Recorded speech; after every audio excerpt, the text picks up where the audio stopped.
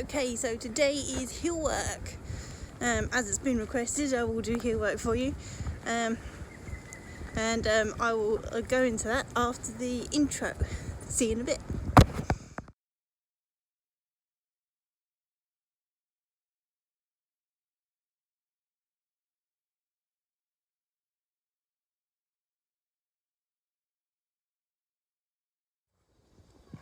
Okay, so piece of advice number one is do not walk your dog on a harness unless they know what they're doing. So harnesses were built so that your dog can pull.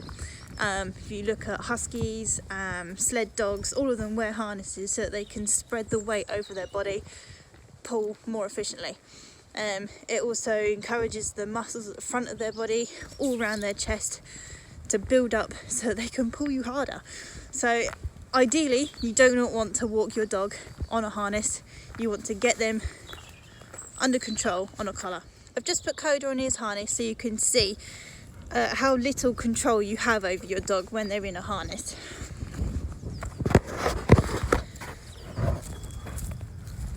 So you've got your lead attached to the middle of your dog. If you try and direct your dog left or right, they don't understand what's going on. If you try and slow your dog down, then they can pull against it. They are not designed for just generally walking your dog. They are for sporting dogs, for pullers. Come here, good boy.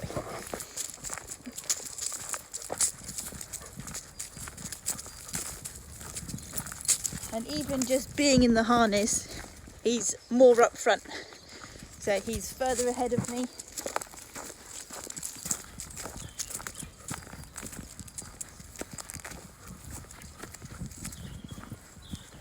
He feels that that's where the harness has allowed him to be.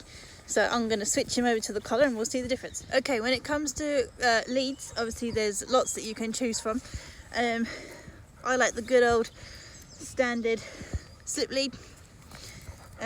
Obviously those are a training lead as well, so you need to have your dog make sure that they know what's going on with these before you start using them, because as the dog walks or pulls forward, it will tighten up, and these need to be put on a certain way to ensure that they can loosen up again as they move on from you. So if you walk your dog on your left hand side, then it needs to look like a P. If you have it around the other way, let's try and make it look like some kind of letter, which is not going to, then it will just tighten up and it won't loosen up as they return to your side. So yeah, P for pass. You also have the good old standard just clip on the collars leads. These come in various lengths, and obviously that's down to your personal preference. Good old short one for close heel work stuff, or a slightly longer one if you're just doing your daily walk. But again, that's personal preference, and that's totally dependent on what you plan on doing with your dog. I tend to have one of every length because we've tried everything, but the one we use the most is the slip lead, and it's probably about a metre or a metre and 20 centimetres is probably my preferred length, I think.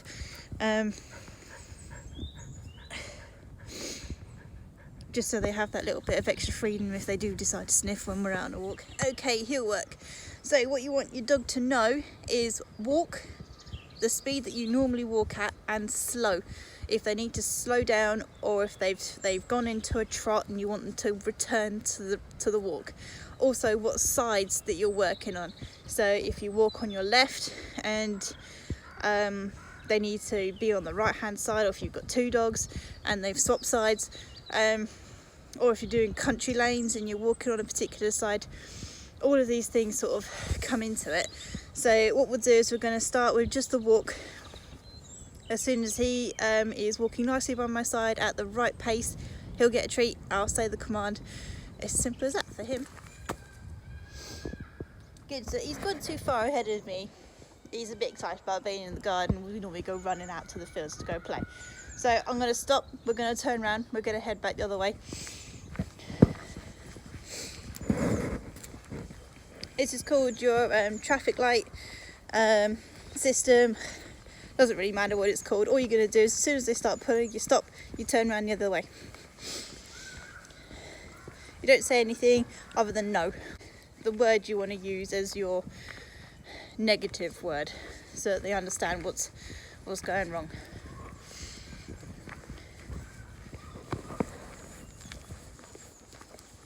Okay, walk. Okay, walk. Hey.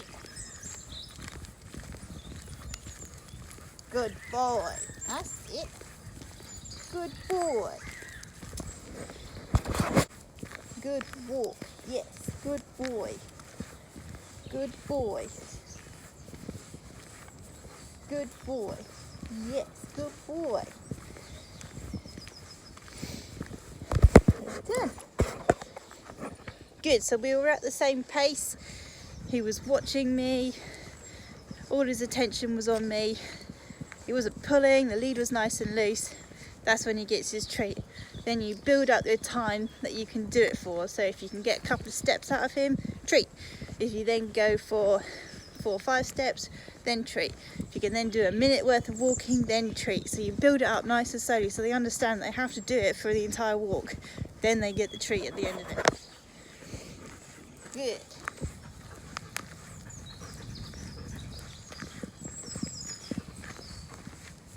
Good boy.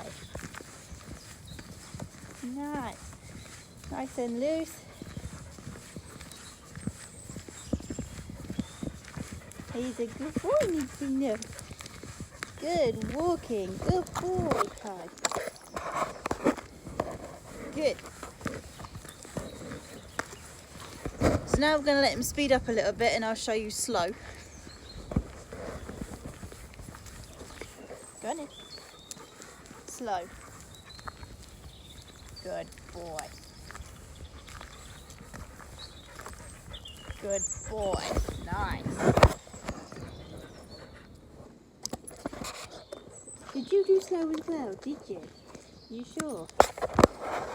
And then, slow.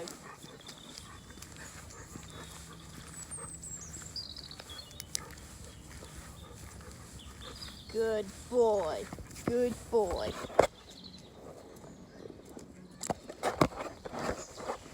Good. So with the slow, you slow your pace right down and you bring him right down to your pace as well. So we're going to walk normally. We're going to let him go ahead a bit. Go on in.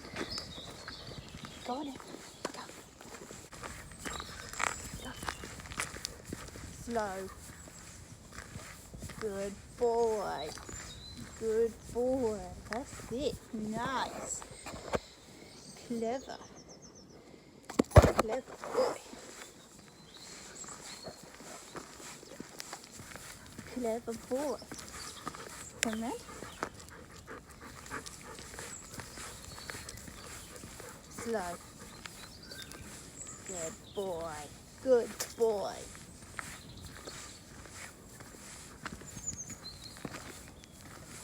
Good boy. Sit walk.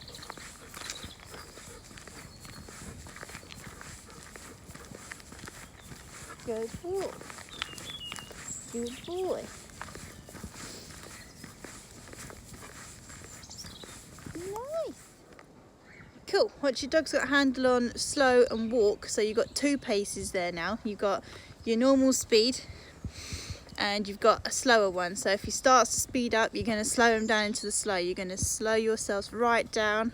Then you're going to speed yourselves up into your normal pace. Good. So as I've got 2 dogs, they have a side each. So it doesn't really matter where we walk. They always have one side each. Coda is always on my left. Nix is always on my right. If they both need to be on one side because there's a car coming, then I use cross or over. Yes. So with cross, all you're going to do is you're going to put a slight bit of pressure on the lead going into the direction that you want them to go.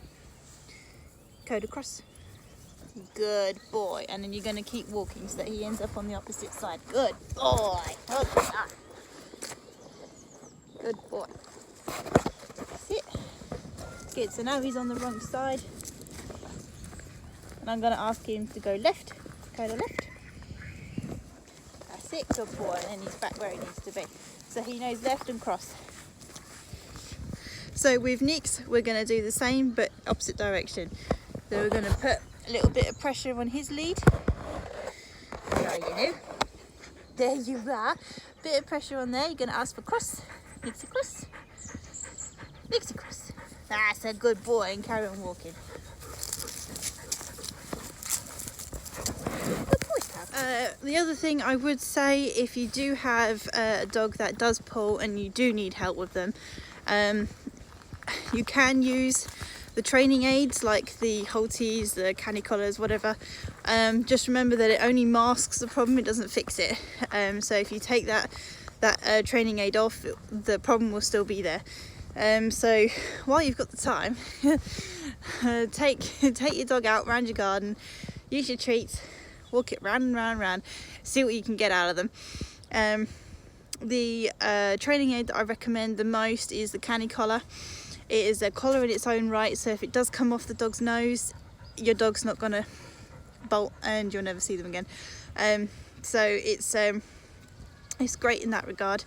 It's very easy just to slide on the dog's nose. It also doesn't move too far up because it's sort of connected at the base, and it doesn't go into your dog's eyes, which I know a lot of them do. Also, all of these ones that connect on the side, they can pull and they can really go into a canny collar is the one that I like the most, from what I've seen. The non-pull harnesses, again, a dog can easily get used to those, so I wouldn't recommend any kind of non-pull harness because, again, a harness is made for pulling, and any kind of harness that's made for stopping pulling is going to end up pinching or hurting. So if you really do need help, then I'd recommend the canny collar, or training them right from the start right from basics, start right again, and see how far you get. Also, check your reason for why your dog is pulling. Is it pulling because it's seen a dog? Is it pulling because it's seen a squirrel? Is it pulling to get to where he always goes? So if you're doing the same walk and he goes to the same field where he gets to play fetch or he gets to run around, so he knows where he's going, he knows he gets to have fun at the end, he's going to pull. So all I would suggest there is changing up your route. Go somewhere different, go out your house a different way, then return to that same route, or go into the field a different way.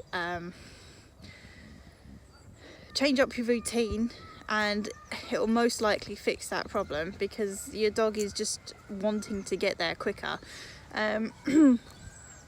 Again, if he's pulling towards the field and that's the only field you can get to, then do your traffic light system, change things, your routine as to getting him on the lead at home as well. So he gets the lead, he gets all excited and he's like, yes, let's go. So all you want to do there is grab the lead, go sit down again, wait for him to calm down, put his lead on, yes, let's go. Nope, we're going to calm down again before we go out that door. So make sure he leaves the house calm. If he can do it, or at least calmer than usual.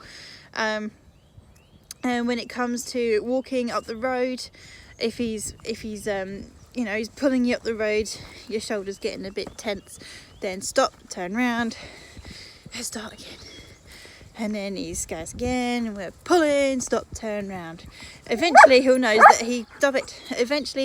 that he's not going to get to where he wants to go to unless he walks nicely for you. Again, use treats, use his favourite toy, whatever gets his focus on you. And anytime he's looking up at you, good, well done, keep talking to him, her. And just all the way up, Why would you not talk to your dog? I talk to mine all the time. Alright, that is Heelwork for today. Don't forget to subscribe and like and check out the next video, and I will see you on the next video. Alright, bye guys.